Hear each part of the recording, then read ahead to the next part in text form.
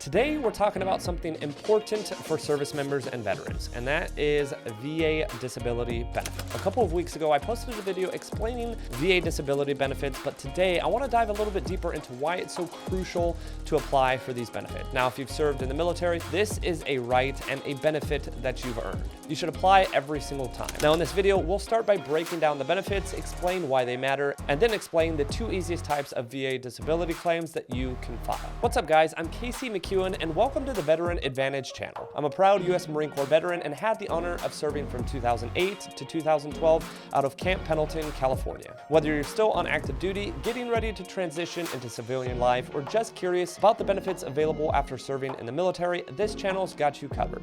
So go ahead and hit that like button and subscribe to the channel for more future content.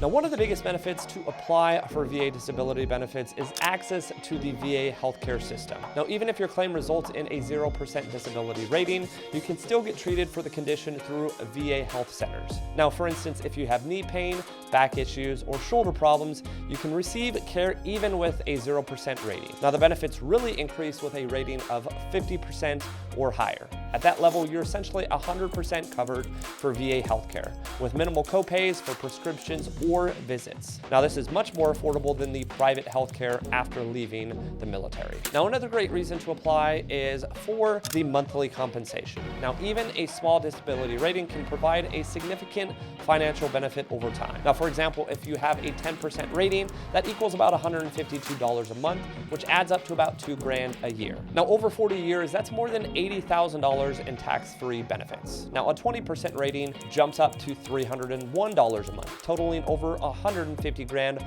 over the same period. Now, the higher the rating, the bigger the payment, maxing out at a 100% disability rating. Payments are also tax-free, meaning you keep every dollar without any deductions for income tax, Social Security, or Medicare. Now, I know a lot of people have this in question with kind of the change in office coming in early 2025. A lot of people feel like they shouldn't be claiming anything because they don't warrant it, and vice versa. You've got people that are claiming too much when maybe they don't warrant it. So you've got some veterans over here that have been, maybe a veteran for 20 or 30 years that don't have any disability. And you've got individual veterans on the other side of things that have taken advantage of the system. Now, my own take on that is truly, if you feel that you deserve to be compensated for the time that you spent in the military, especially for the time you spent and potentially got hurt, no one is stopping you from claiming a disability. No one is stopping you from consistently claiming a disability. At the end of the day, only you know what hurts. Only you are able to go see a doctor and make a physical claim for a VA disability. But at the end of the day, I am always going to err a veteran to definitely try to claim a disability if they feel that it is warranted. What I don't enjoy seeing are these veterans that served in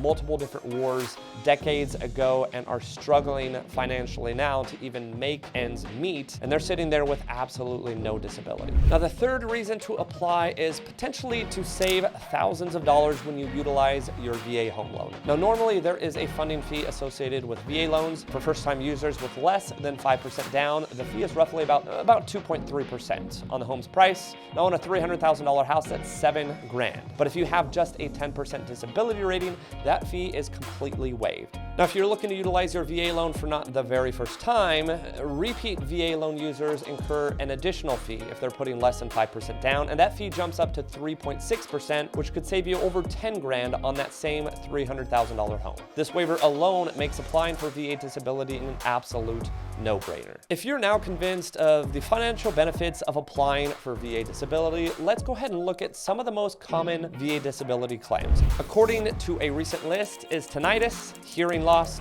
PTSD, scars, knee issues, back issues, paralysis of the sciatic nerve, ankle problems, migraines, arthritis of the spine, and two of the easiest claims when we're talking about those 10 are going to be loss of hearing and tinnitus. Tinnitus is the most common VA disability claim, with 93% of veterans receiving a 10% rating. Now, if you experience a constant ringing in your ears, it's likely service related. When visiting a doctor, always mention your tinnitus, even during routine checkups. This ensures it's documented in your medical records, which is key when filing a claim. Now, many military jobs are rated for their likelihood of causing tinnitus and hearing loss. If your role involved high noise exposure, it strengthens your claim. Now, hearing loss is another common claim. To prove it's essentially service connected, you'll need to compare audiograms from when you entered and you actually exited the service. Now, these tests measure your hearing levels, and any significant decline will qualify you for a rating. And even if you receive a 0% rating, initially it can increase over time if your hearing worsens. Now, another condition worth mentioning is sleep apnea or related breathing issues. Even if your sleep doesn't result in immediate rating, applying now ensures that your condition is indeed documented. If it worsens later, you can always request an increase. Now, if you're watching this and you are on active duty with maybe the likelihood of getting out, wanting to apply for disability. Now, if you're a veteran and you're already out, it's probably a little bit too late, but if you are indeed still on active duty, my biggest suggestion for you is to document everything, and that means actually going to medical. Now, myself included, I was not the smartest when I was serving in the Marine Corps. Now, my thought at the time, being 22, 23 years old, was I wanted to go back in the service, and I knew that if I had anything wrong with me, that I more than likely wouldn't be able to go back into the Air Force or the Marine Corps as a officer. Well, I probably could have gone to medical a whole lot more with the issues that I actually got while I was serving in the military, so it became a little bit more difficult for me actually post-military life or when I became a veteran in order to really connect everything to the service when I was in. So again, if you are on active duty and you have issues with your body that you sustained while you were on active duty, make sure you're going to medical. Now, finally, another suggestion that I have for you guys is make sure you're working with a veteran service officer or a VSO when filing your claims. Now, VSOs are experienced professionals, often veterans themselves, who specialize in navigating the VA system. They can guide you through paperwork, improve your chances of approval, and their services are completely free. Simply search for a VSO in your area to get started. Now, applying for VA disability benefits is a crucial step for any veteran. Even a small rating can add up to tens or hundreds of thousands of dollars over your entire lifetime. As I mentioned earlier in this video, I was definitely one of those veterans that didn't want any issue while I was in, because I had intentions of potentially going back in the military. And even when I got out and tried to go back in the military, I got out in 2012, didn't even apply for any type of disability until 2017. So that's essentially 5 years that I could have applied for at least a little bit of disability and got compensated for those 5 years right after I got out of the military. But instead, I waited those 5 years and then kind of learned about disability as a whole. I started to put my pride aside and understand that, hey, I have issues now in my late 20s, early 30s.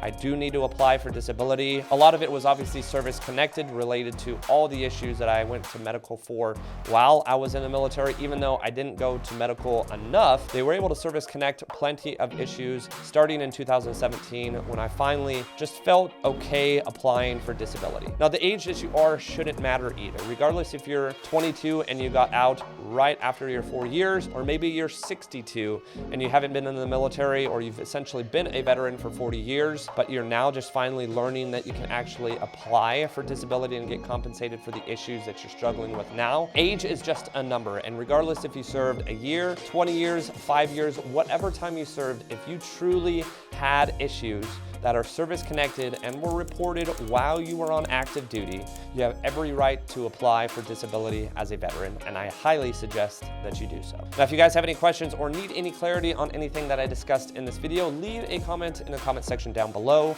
I get back to just about every single comment. If you want to reach out to me directly, all of my information is going to be in a pinned comment down below or in the description as well. You can essentially reach out to me, shoot me a text, email, message me on Instagram, or whatever type of communication that you would like. But if you've made it this far in the video, I truly appreciate your support. Make sure to hit that like button and subscribe if you haven't already, and make sure to stay tuned for next week's content.